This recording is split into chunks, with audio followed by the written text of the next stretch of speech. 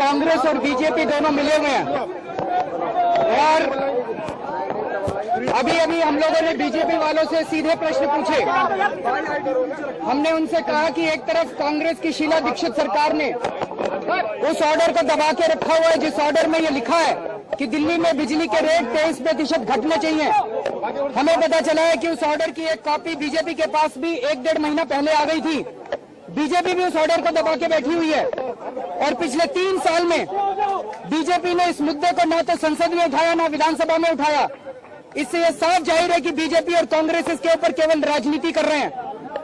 हमने आज उनके मंच पे जाके उनसे सीधा सवाल पूछा बीजेपी से, लेकिन विजय गोयल जी ने उसका कोई जवाब नहीं दिया। इससे साफ जाहिर है कि इस देश की जनता को इन सभी पार्टियों से एक साथ मिलकर लड़ाई करनी पड़ेगी।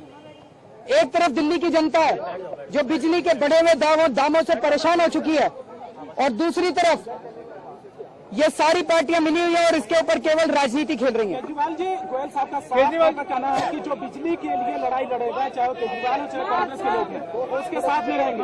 हमें इन पार्टियों की जरूरत नहीं है। ये पार्टियां केवल, उन्होंने सीधे सीधे प्रश्न का जवाब क्यों नहीं दिया? विजय गोयल जी क्यों नहीं बताते कि उस ऑर्डर, मैंने कहा कि क्या कल बीजेपी उस ऑर्डर की कॉपी पब्लिक में लाएगी? बरजिंदर सिंह जी का ऑर्डर है, वो ऑर्डर ये कहता है कि 23% बिजली के दाम कम होने चाहिए।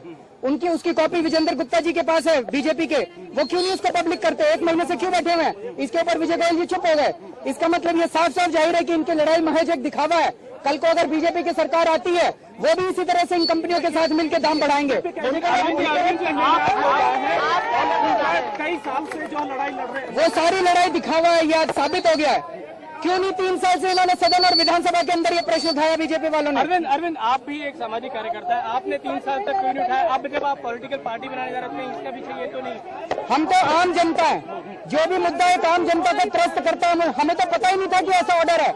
हमें तो अभी पता चला कि 23% बिजली के दाम कम करने का ऑर्डर हुआ है। हम तो लोकपाल की लड़ाई लड़ रहे थे।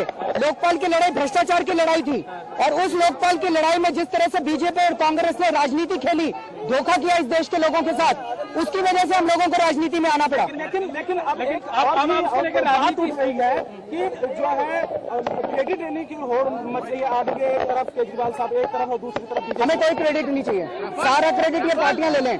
दाम तो कम करें, दाम कम तो करें। कांग्रेस दाम कम कर दे, बीजेपी उस ऑर्डर की कॉपी पब्लिक में लेके आए। केजरीवाल साहब विधानसभा में संसद में मुद्दा उठाया, में बिजली के दाम बीजेपी वाले संसद रोक देते हैं किसी किसी मुद्दे पे। बिजली के दाम पे क्यों नहीं रोकी इन्होंने विधानसभा?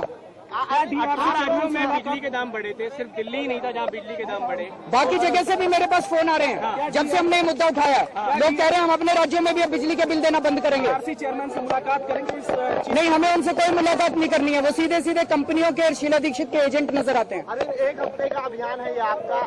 1 हफ्ते का नहीं है, ये तो चलेगा, लंबा चलेगा। जब तक बिजली के ऑर्डर वापस नहीं ले लिए जाते और सीएजी का ऑडिट नहीं होता है, तब तक हमारा आंदोलन चलता रहेगा।